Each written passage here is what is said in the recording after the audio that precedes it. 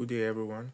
Today we journey into the highlands of East Africa, into a kingdom whose influence stretched from the Red Sea to the heart of Africa, a kingdom powerful enough to stand beside Rome and Persia, a kingdom that became the beacon of Christianity in Africa long before Europe embraced the faith.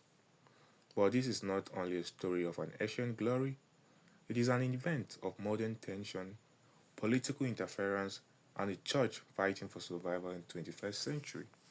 This is about the rise of the Aksum, the birth of Ethiopian Christianity, and the crisis shaking the Ethiopian Orthodox Tewahedo Church today. For us to understand the historical rise of Christianity in Africa, particularly in Ethiopia, it is important for us to look at an ancient kingdom which adapted Christianity in its early period. The African kingdom of Aksum was located on the northern edge of the highland zone of the Red Sea, just above the Horn of Africa.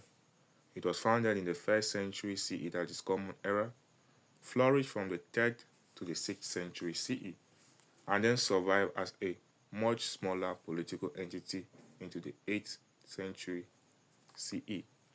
The territory of Aksum, once controlled, is today occupied by the states of Ethiopia, Eritrea, Djibouti, Somalia, and Somaliland, prospering thanks to agriculture, cattle herding, and control over trade routes, which saw gold and ivory exchanged for foreign luxury goods.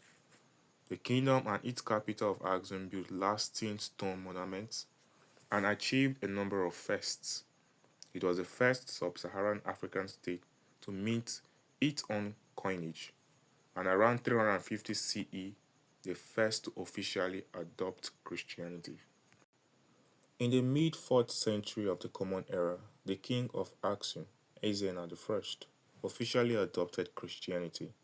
Prior to that time, though, the people of Aksum had practiced an indigenous polytheistic religion which was prevalent on both sides of the Red Sea, with some local additions such as the Maharam god of war, upheaval, and monarchy, who was the most important Aksumite god.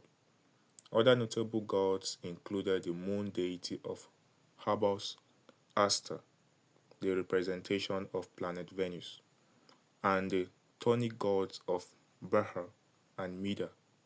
Such gods, as well as ancestors, had sacrifices made in their honor, especially cattle, either living animals or votive representation of them. Traders and Egyptian missionaries had brought Christianity to the region during the early centuries of the first millennium CE, and the official acceptance by Aksum may have occurred because the kingdom had important trade connections to the North African province of the Roman Empire, which itself had adopted Christianity a couple of decades earlier. Indeed, there were many trade and diplomatic connections directly between Constantinople and Aksum. It is probable that this passage of individuals to and fro also introduced Christianity into Ethiopia.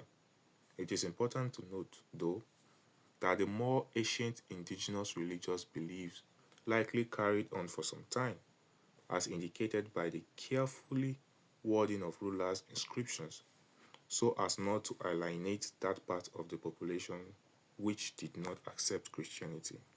According to traditional accounts, it was Frumentius, a 4th century CE shipwrecked traveler from Tyre, that is present-day Phoenicia in Lebanon, who introduced Christianity to the kingdom.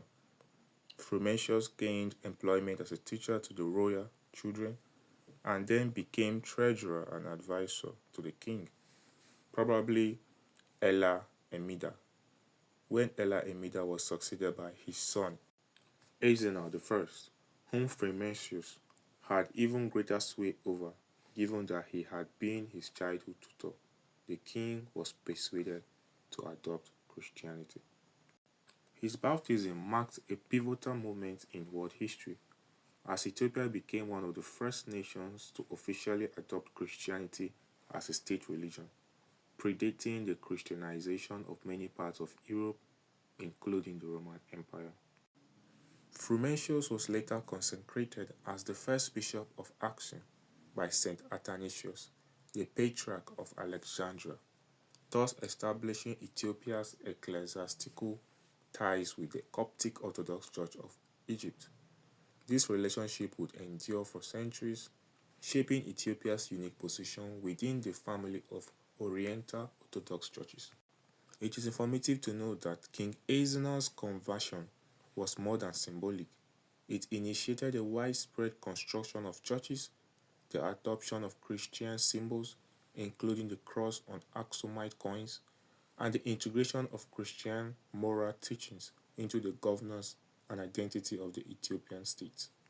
Christianity quickly became woven into the Ethiopian society. A major development came with the arrival of the nine saints from the Byzantine Empire in the 5th and 6th centuries.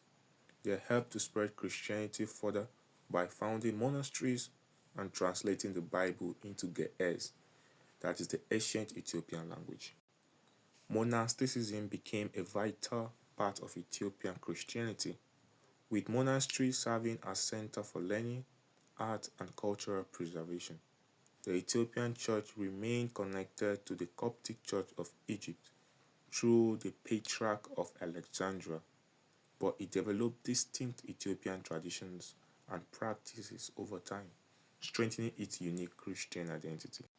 Ethiopia's ancient Christian identity is preserved and carried forward through the Ethiopian Orthodox Tewahedo Church, one of the world's oldest continuous Christian institutions. The word Tewahedo means being made one in Ge'ez and refers to the church's distinctive Christological position, affirming that the divine and human nature of Christ are united in one nature. This theory is known as Maya Physitism, a belief shared by other Oriental Orthodox churches. The Ethiopian Orthodox Tewahedo Church was formed, developing its own traditions and religious practices. Unlike churches in Europe, the Ethiopian Church adopted many Jewish customs such as circumcision, dietary laws, and observing the Sabbath. It maintains a unique canon of scriptures, including books not recognized in most other Christian traditions, such as the Book of Enoch, which survives in its entirety only in Ge'ez language, the Book of Jubilees, which includes 1st Maccabean, 2nd Maccabean, 3rd Maccabean. All these books are distinct from the Maccabees of Catholics and Orthodox canons. The church's liturgical life revolves around the Ge'ez language, a classical Semitic language that is no longer spoken colloquially but is still used in religious rites, much like Latin in the Roman Catholic tradition. Daily prayers, fasting, colorful processions, and strict moral codes characterize the Ethiopian Orthodox spiritual lifestyle. Also, art, architecture, and music are deeply intertwined with the church's identity. Please, we should note the construction of rock-hewn churches in Lalibela, painted icons, hand-copied illuminated manuscripts, and traditional chant systems reflect a culture where worship is expressed through every aspect of life. The Ethiopian Orthodox Church is more than a religious institution. It is a guardian of national memory, a preserver of language and art, a vital source of unity in a country with over 80 ethnic groups and a turbulent political history.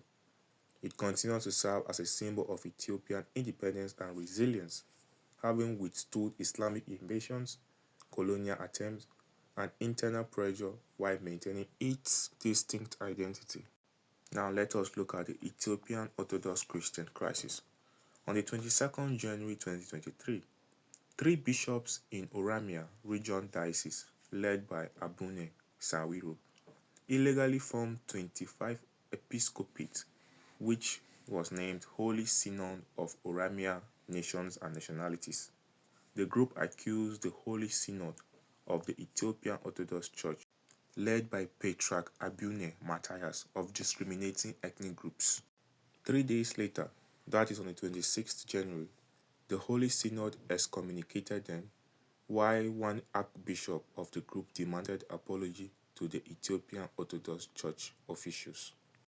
The Ethiopian Orthodox Church accused the Prime Minister Abiy Ahmed Ali from meddling in the church's affairs. His Holiness Patriarch Abunu Matthias said that the government should not meddle in the ecclesiastical and canonical matters of the church. The newly appointed archbishops, led by Abunu Sawiros, accused the church for discriminating ethnic groups, aiming to form multilingual and multi-ethnic synod loyal to the Oromia region diocese. Sawiros claimed that the Ethiopian Orthodox Tewahedo Church (EOTC) tendency to appoint spiritual fathers from one area of Amhara caused the followers of the church to leave. Violence were erupted in the southern region which killed at least 30 people. It was reported that the government, together with the Oromia Special Force, supported the illegal synod to take over churches in the southern nations and the Oromia region. On the 4th of February, reports also came that 3 Orthodox Christians were killed in the area of Shashamene during the violence. According to Tewahedo Media Center (TMC), Abune Enoch, the head of Addis Ababa Diocese, described the event shameful and heart-wrenching. The Holy Synod urged its clergy and followers to wear black suits and called for demonstrations at home and churches as well as abroad on the 12th of February 2023. According to the Ethiopian Human Rights Commission, 8 people died in attacks on a church in southern Ethiopia. Security forces and their civilian collaborators used disproportionate force, leaving at least 8 dead by either gunshot wounds or beatings. The government responded to the incident by blocking some social media platforms such as Facebook, YouTube, Telegram, Messenger, and TikTok on the 9th February, with VPN service only available to access the sites. According to the UK-based VPN organization Top 10 VPN, Ethiopians' usage to VPN servicing reached to 1,430% as of February 10th. The block was then lifted after 5 months on the 17th of July. In response to this catastrophe, some Ethiopian opposition groups condemned the alleged government action for meddling in the church. The Ethiopian Citizen for Social Justice Party, concerned about the government decision by citing Article 11 of the Federal Constitution, which stipulates the separation of church and state. The party worried that we advise that interference in religious affairs by any entity could have multiple consequences and relevant stakeholders should make ultimate caution. It is so unfortunate that up till now, both clergy members and the faithful have become targets of state crackdown after the incident that occurred, often facing harassment, arrest, and in certain cases, violence. Reports have documented instances where clergy have been detained without clear charges, raising alarm about the respect for due process and religious freedom in the country. These actions communicate a disturbing message to the other religious communities in Ethiopia about their safety and security under the current political climate.